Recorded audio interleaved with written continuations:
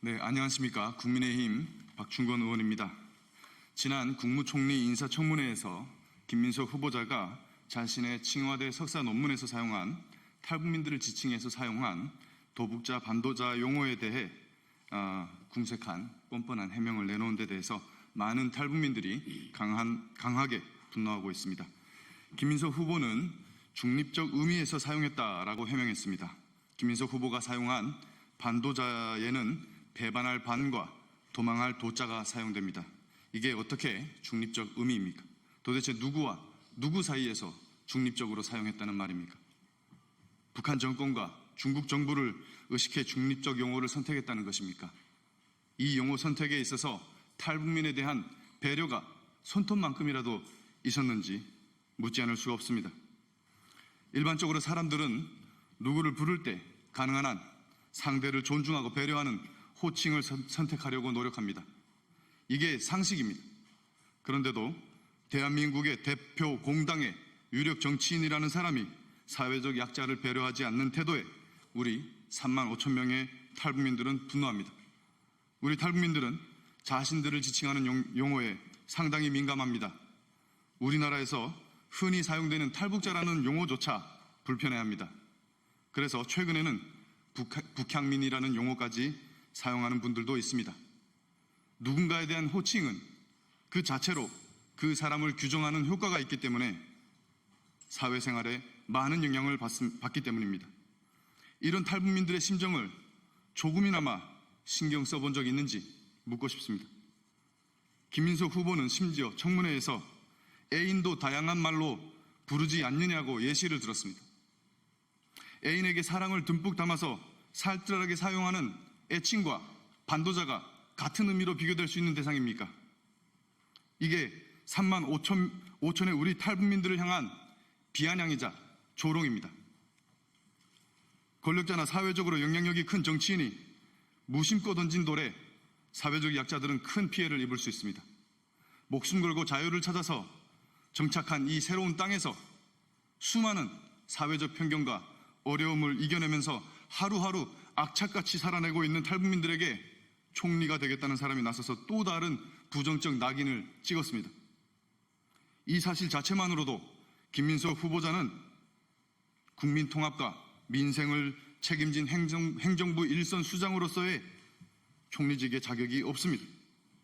김민석 후보자는 이제라도 탈북민들을 향한 진정 어린 공식적 사과와 재발 방지를 약속해야만 할 것입니다.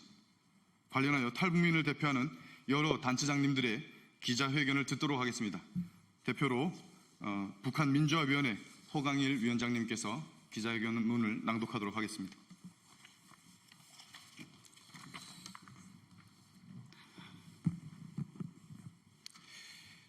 김민석 국무총리 후보자의 도북자, 반도자가 중립적 의미라는 해명은 명백한 거짓말입니다.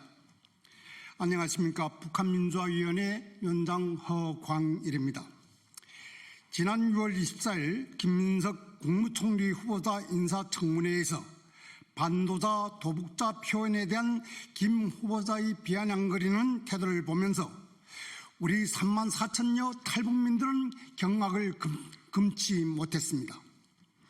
이날 김 후보자는 이종배 위원장과 김희정 의원의 질의에 대해 중립적 의미에서 사용했다. 번역 과정에서 생기는 용리라고 답하였습니다. 그러나 이것은 명백한 거짓입니다. 첫째, 반도자는 단순한 탈출자, 즉 탈북자를 표현하는 단어가 아닙니다. 배신하고 도망간 자라는 뜻입니다.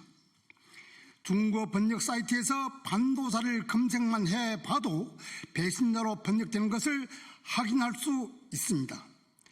여기 왼쪽에 있는 사진이 바로 그 증거입니다.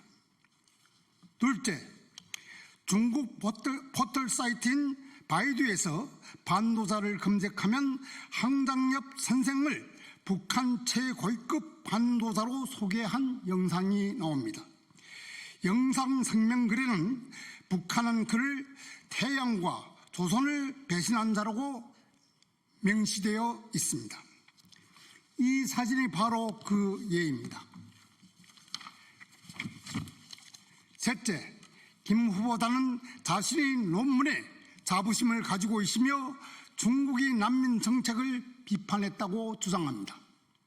그렇다면 더욱 탈북민을 자칭하는 용어 선택에 신중했어야 할 것입니다.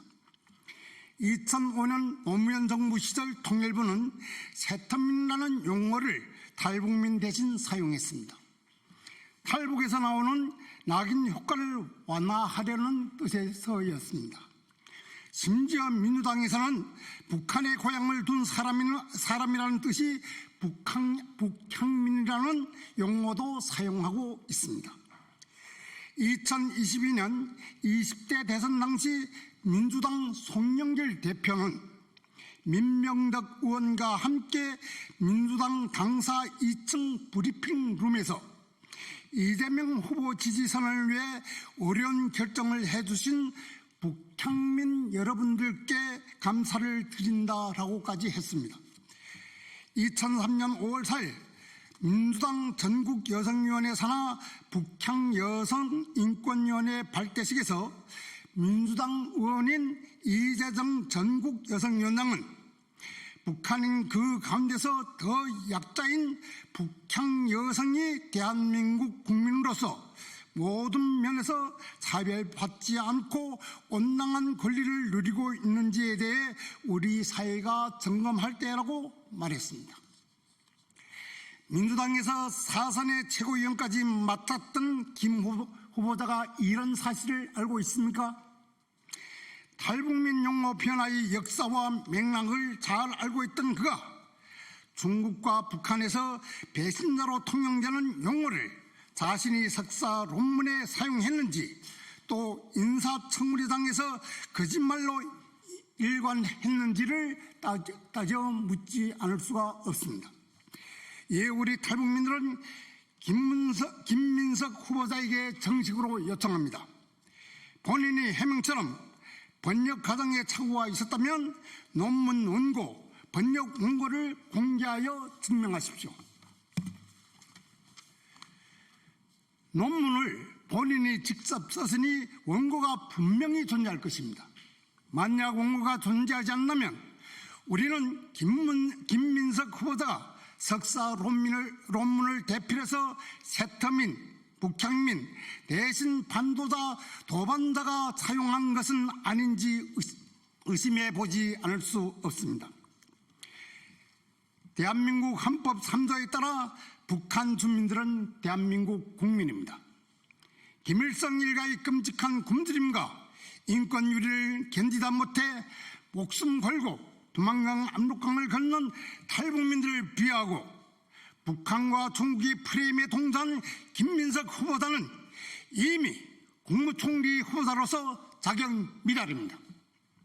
또한 김민석 후보자의 이런 환무치한 태도는 지금 이 순간에도 굶주림과 핍박 속에서 고통받고 있는 2,600만 명의 북한 주민들의 희망을 송두리째 빼앗은 것입니다. 예, 김민석 후보자에게 다시 한번 강력히 촉구합니다. 34,000여 탈북민들에게 정식으로 사과하십시오. 민주당 또한 침묵으로 방관하지 말고 당의 입장을 밝히십시오. 우리 탈북민들은 민주당의 주류인 586 운동권 세력이 우리들을 어떻게 바라보고 있는지 잘 알고 있습니다. 만약 입장을 밝히지 않는다면 김민석 후보자와 한치도 다르지 않다고 간다고 이 투쟁의 강도를 더욱 높여 나갈 것을 경고합니다. 긴 시간 경청해 주셔서 감사합니다.